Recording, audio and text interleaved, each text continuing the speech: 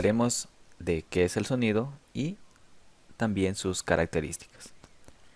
Bien, en términos científicos, el sonido es el transporte de la energía por medio de vibraciones a través de un medio.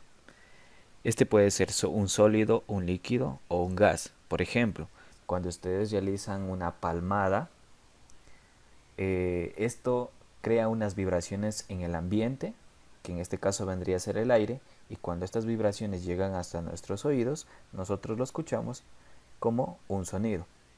Otro ejemplo puede ser en un sólido, cuando ustedes golpean la puerta, en este caso la madera absorbe la energía, crea vibraciones y cuando rebota a nuestros oídos se procesa el sonido. O también lo mismo en un líquido, cuando nosotros lanzamos una roca sobre el agua, crea ondas y esas ondas también a su vez crean un pequeño sonido. Pues bien, para continuar con el sonido tenemos que tomar en cuenta el espectro del sonido. ¿Qué es el espectro del sonido? No es más que un rango en el cual hay niveles de frecuencias que son audibles, otros que no son perceptibles para el oído humano y otros que son perceptibles pero en cambio son muy dañinos. Por ejemplo, nosotros estamos en un rango de 20 Hz a 20.000 Hz. Este es el rango audible para cualquier persona. En cambio, si es que nosotros nos sometemos a una frecuencia mayor a 20.000 Hz, por ejemplo 2 MHz o 15 MHz, nosotros podremos sufrir daños en nuestros oídos. ¿Por qué? Porque esta frecuencia es demasiado alta y esto puede afectar a la audición de las personas. También se lo conoce como ultrasonidos. Y en cambio hay otro tipo de frecuencias que son muy bajas y se conocen como infrasonidos. Dentro de los ultrasonidos, los mamíferos como los murciélagos son aquellos que utilizan bastante esto para tratar de orientarse. Lo que hacen es emitir sonidos, esos sonidos rebotan por los árboles y ellos lo perciben para poder orientarse. También los delfines utilizan los ultrasonidos, por eso es que son demasiado agudos cuando realizan su canto. En cambio, en los infrasonidos, por ser unos sonidos muy bajos, los únicos animales que pueden percibir son, por ejemplo, los perros, los gatos, los elefantes. Es decir, en resumen, nosotros podemos percibir solo las ondas que están en la frecuencia de 20 a 20.000 Hz. Los tonos muy bajos no se los puede percibir y los muy fuertes o ultrasonidos en cambio son dañinos para nuestra audición. Bien, ahora vamos a hablar sobre las características del sonido. Empezamos por el tono o altura. Físicamente es la cualidad que tiene el sonido y que nos permite distinguir cómo vibran las partículas. Viene dada en relación de la frecuencia. Por ejemplo, un tono grave es aquel que está entre 20 Hz y 250 Hz. Un tono medio es aquel que está entre 256 Hz y 2000 Hz. Y un tono agudo se encuentra en el rango de 2000 Hz a 16000 Hz. Eh, ¿Cómo nosotros nos damos cuenta físicamente para encontrar la diferencia entre los tonos graves, medios o agudos? Básicamente porque los tonos graves son muy pesados y la vibración que crea esto para movilizar la energía a través de las ondas es muy lenta, como observamos en el primer gráfico. Los tonos medios en cambio mantienen un solo ritmo, no son ni muy altos ni muy bajos y la velocidad con la que se transporta es constante, mientras que los tonos agudos en cambio son muy altos y su movimiento es muy rápido. Unos ejemplos de tonos graves tenemos el tambor, los truenos, el volcán o un simple ronquido. Y dentro de los tonos agudos tenemos el diapasón, el violín, la sirena de una ambulancia, el mullido de un gato o el llanto de un bebé. Por ejemplo, los perros cuando perciben el sonido de la sirena de la ambulancia, como es un tono muy alto, muy agudo, esto afecta a su audición. Por eso es que los perros ladran cuando escuchan este tipo de sonido. Es demasiado fuerte para ellos. A continuación vamos a escuchar un sonido grave, que en este caso sería el de un león.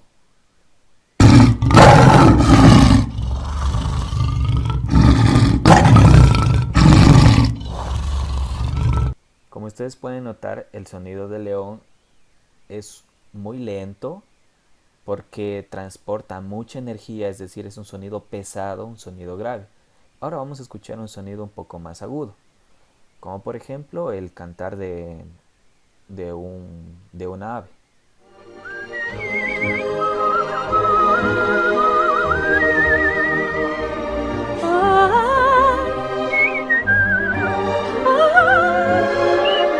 Como ustedes pueden notar que a partir de este punto se empieza a poner muy alto o agudo el sonido.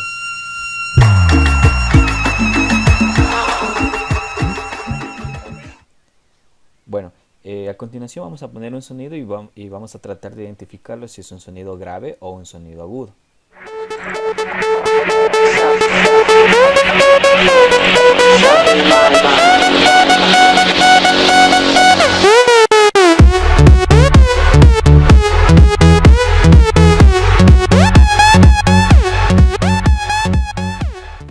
Pues bien, como ustedes pudieron escuchar, también les va a suceder a ustedes si no se quedan en casa.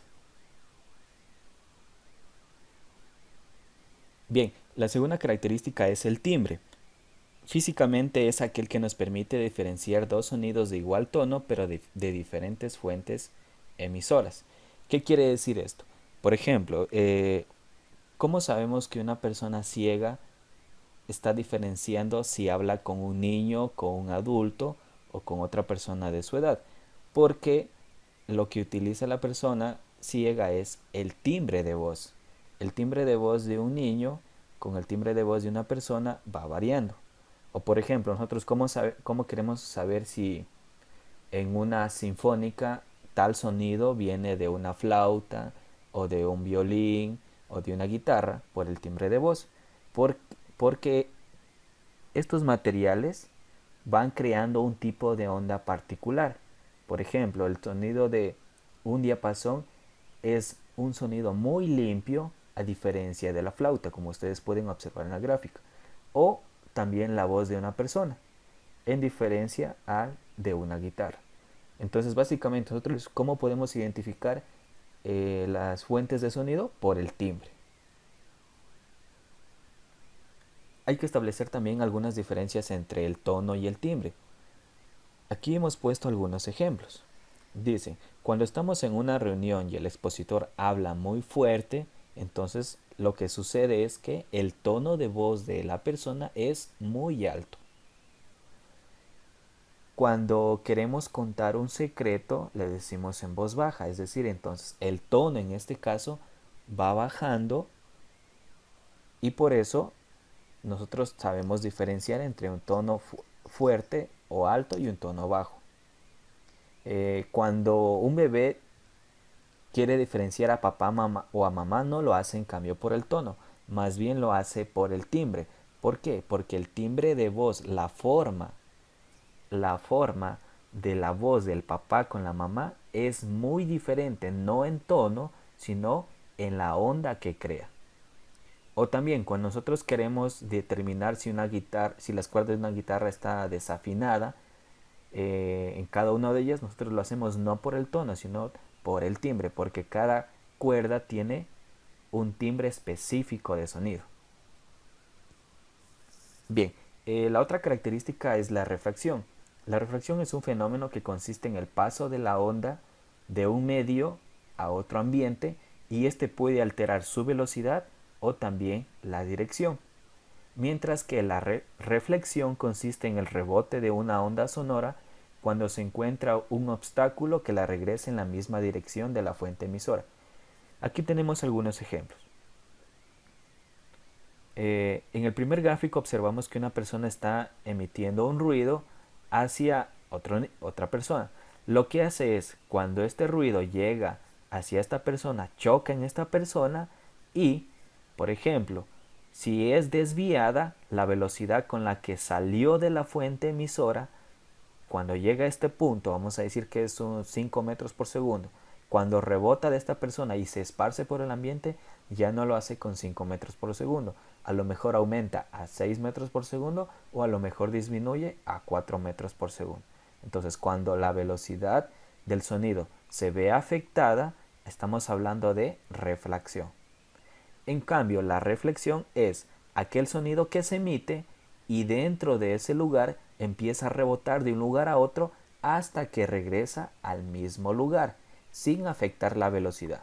Entonces, comparando con el gráfico anterior, si nosotros hacemos una palmada en nuestro dormitorio y esa palmada se dirige a 5 metros por segundo, no importa por cualquier lugar que rebote, cuando regresa a la fuente que emite el sonido, lo hace con la misma velocidad de 5 metros por segundo. Esa es la diferencia entre la refracción y la reflexión. El otro fenómeno se llama resonancia. Consiste en la vibración de un objeto inducido por otro que está muy cerca a él. Por ejemplo, si nosotros tenemos dos objetos, en este caso un diapasón, el diapasón que está en la parte izquierda, al ser ejercido una fuerza por un martillo, crea vibraciones. Esas vibraciones se transmiten por el ambiente, que en este caso viene a ser el aire, y cuando esas ondas de aire chocan con el otro diapasón, este diapasón entra en movimiento. Es decir, lo que sucede es algo como esto. Otro ejemplo de la resonancia puede ser cuando ustedes están escuchando música y el sonido es muy alto, las ventanas empiezan a vibrar. ¿Por qué? Porque se transmite las ondas de sonido a través del medio. Eso significa resonancia. El eco, en cambio, es un fenómeno de reflexión. Y en esto consiste que si ustedes emiten un sonido, ese sonido al encontrar un obstáculo se impacta y rebota hacia el mismo lugar de la fuente. Por ejemplo, cuando ustedes simplemente gritan hacia una montaña y ese sonido se rebota, ese es el eco. Y el tiempo que tarda en regresar ese sonido es de aproximadamente 0,1 segundos. La reverberación es muy parecido al eco. Solo hay que tomar en cuenta lo siguiente. El eco va en una dirección y regresa en la misma dirección.